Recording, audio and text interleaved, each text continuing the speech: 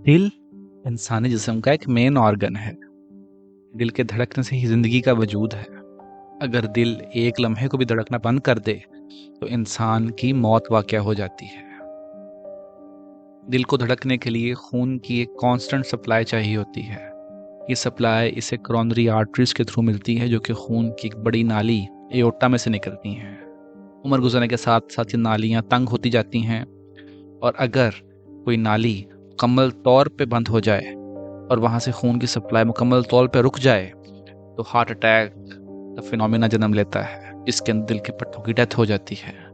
अगर तो बीमारी एक नाली के अंदर हो और महदूद जगह पे हो, उसको स्टंट डाल के खोल दिया जाता है। इस अमल को एंजियोप्लास्टी कहते हैं।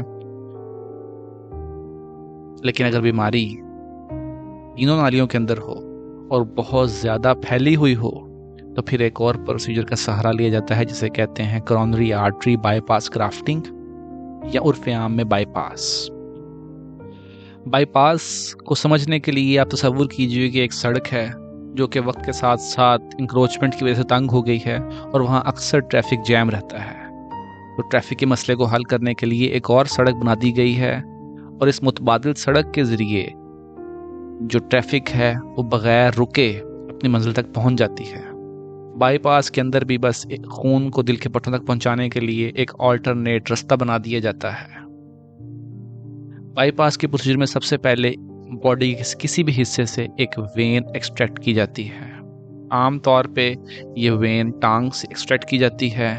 पाकिस्तान जैसे ममालिक के अंदर तो कट लगा के ये टांग से वेन निकाल ली जाती है, लेकिन यहाँ पे आपको एंडोस्कोपिकली दिखाया जा रहा है कि टांग से वेन निकाली जा रही है।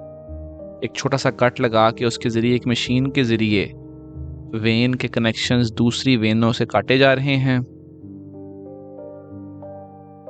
ये देखें, ये आपके सामने वेन को स्किन से अलग करके जो दूसरी वेन्स के साथ उससे कनेक्शन है उनको सील किया जा रहा है। ऐसा इसलिए किया जा रहा है कि वेन को टांग से निकालने के बाद ब्लीडिंग ना हो, और वेन को जब दूसरा ऑल्टरनेट पाथवे बनाने के लिए यूज़ किया जाए तो तब भी ये वेन ब्लीड ना करे। स्किन से अलग करने के बाद उसके कनेक्शंस बंद करने के बाद इस सुराख से वेन को एहतियात के साथ बाहर निकाल लिया जाता है। अब चेस्ट को खोला जाता है और हार्ट को हार्ट लंग मशीन पे ट्रांसफ़र किया जाता है। क्योंकि बाईपास के दौरान दिल को रोकना पड़ता है, इसलिए वाइटल ऑर्गन्स को ब्लड की कांस्टेंट सप्लाई बरकरार रखने के लिए हार्ट लंग मशीन का इस्तेमाल ज़रूरी है। हार्ट लंग मशीन पर डालने के बाद कार्डियोप्लेजिया यानी कि दिल की धड़कन को रोक दिया जाता है। इसके बाद वो मुतवाज़िल रास्ता बनाया जाता है जिसके बारे में हम जिक्र कर रहे थे।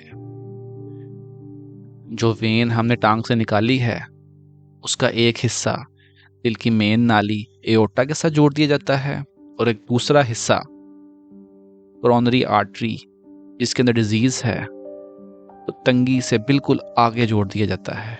इस तरह से हम दिल के पट्टों को खून की सप्लाई के लिए एक मुतबादिल रास्ता दे देते हैं, और जितनी भी कोरोनरी आर्टरीज के अंदर डिजीज़ होती है उन सब का बाईपास कर दिया जाता है।